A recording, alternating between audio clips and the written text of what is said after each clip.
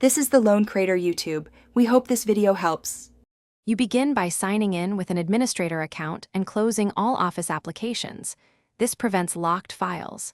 Next, backup custom templates, Outlook PSDs, and any product keys so you can restore settings if needed.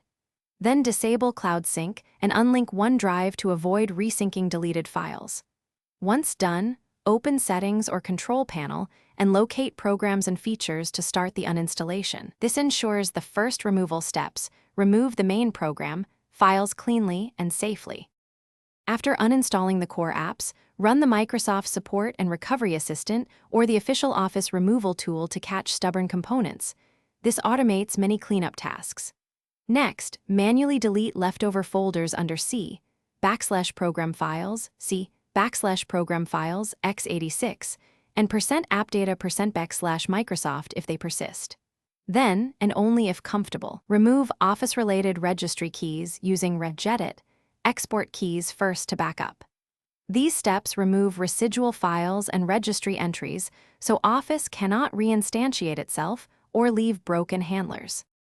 Restart your PC to clear locked handles, and then verify that Office shortcuts, services, and processes are gone.